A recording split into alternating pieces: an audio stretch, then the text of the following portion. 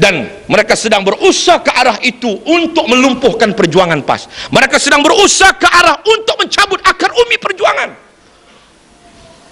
Dan kabinet akan bersidang pada hari Rabu ini untuk membincang satu kertas tentang kononnya yang berkaitan dengan penyalahgunaan agama dalam parti-parti politik dalam negara kita.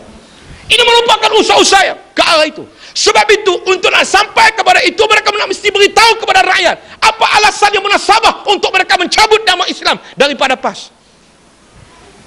Mereka tidak boleh buat sewenang-wenang tanpa meyakinkan rakyat, tanpa meyakinkan umat Islam.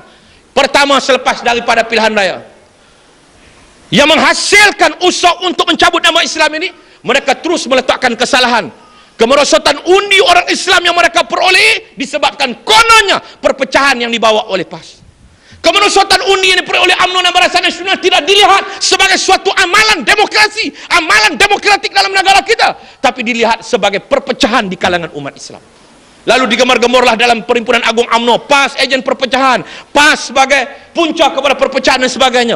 Seluruh jentera UMNO dan Barisan Nasional menyerang PAS atas isu perpecahan.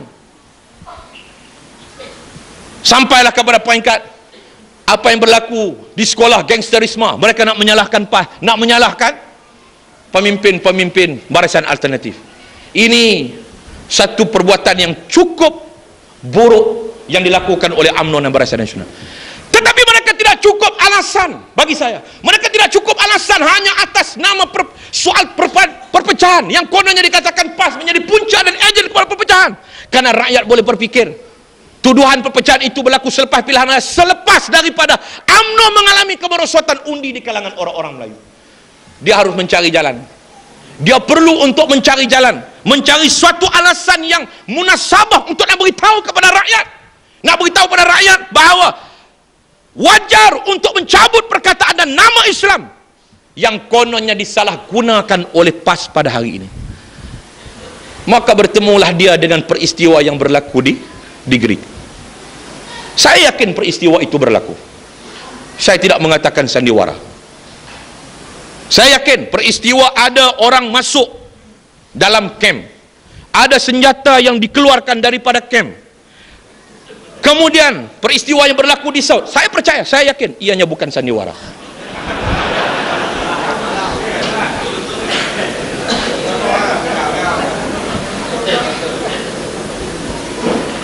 Cuma yang pelik, kita duk fikir macam mana orang tak bersenjata boleh rompak orang yang bersenjata di tempat bersenjata. Itu pun ini pening juga lah. Duk fikir ikut mana dia. Orang tu tak bersenjata, rompak orang yang bersenjata di tempat bersenjata. Orang pakai janggut macam orang tahu boleh masuk. Itu pun satu heran juga lah. Bukan kita kata tak betul, kita heran nak kena jawab. Jadi kita tak boleh nak jawab. Baik. Sebab itu saya yakin. Sebab itu PAS tidak pernah mendakwa bahawa ini merupakan peristiwa sandiwara. Saya yakin bahawa peristiwa ada orang masuk camp, ada senjata dikeluar daripada camp, ada peristiwa yang berlaku. Saya yakin bahawa memang berlaku itu. Tetapi persoalan yang saya nak timbul di sini, itu bukan peristiwa yang saya nak timbulkan.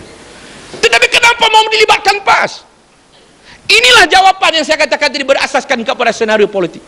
Apabila peristiwa kes yang berlaku yang berkaitan dengan kes jenayah yang tidak ada kena-mengena dengan PAS tiba-tiba nak dilibat dengan PAS, ini bermakna bahawa penglibatan PAS, percubaan melibatkan PAS, percubaan untuk mengaitkan PAS ialah satu percubaan, satu perbuatan bermotif politik yang bertujuan politik jahat untuk memalitkan imej yang buruk kepada PAS di waktu rakyat teramai dalam negara kita ini menerima dengan hati yang terbuka terhadap perjuangan Islam yang diperjuangkan oleh PAS.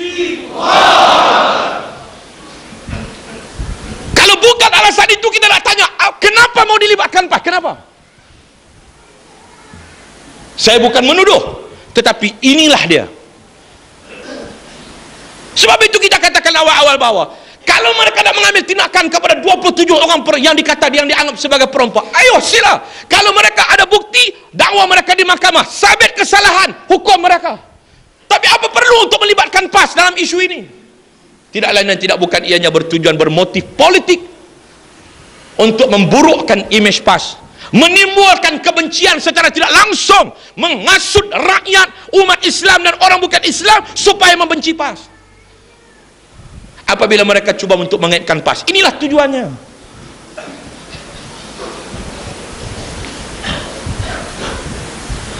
Dan inilah dia jawapan kenapa mereka untuk mengaitkan PAS. Kenapa mereka berusaha untuk mengaitkan PAS. Kenapa mereka nak melibatkan PAS. Sebab itu saya katakan bahawa ada tidak waras bagi seseorang yang mempunyai kedudukan politik tetapi kemudiannya melibatkan PAS, mengeret PAS dalam peristiwa ini.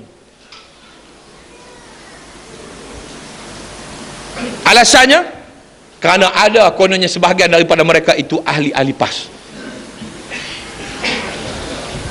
Semalam dalam surat khabar dia kata ada 32 orang daripada 112 orang ahli maunah di negeri Pahang adalah ahli PAS. 32 orang daripada 112 orang. Kita nak tanya lagi, yang selebih daripada 32 tu ahli apa?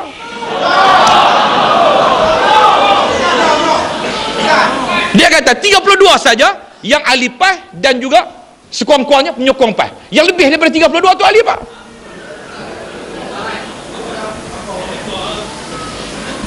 Sebab itu saudara-saudara sekalian, kita nak bagi tahu kepada media dan sebagainya, hanya semata-mata kerana ada ahli PAS, ada tidak wajar dan tidak waras untuk mereka mengaitkan PAS dan melibatkan PAS. Langsung tidak ada kena mengena. Sedangkan ada tentera 2 orang, ada tentera 9 orang didakwa, ada polis 2 orang dalam pertubuhan Al-Maunah. Apakah kita boleh melibatkan seluruh angkatan tentera? Kerana ada orang yang terlibat dalam Al-Maunah ni tentera, ada polis. Apakah boleh kita melibatkan seluruh pasukan polis diraja, seluruh tentera diraja itu terlibat? Maknanya dengan Pertua Agong sekali terlibat. Dah polis diraja dengan tentera diraja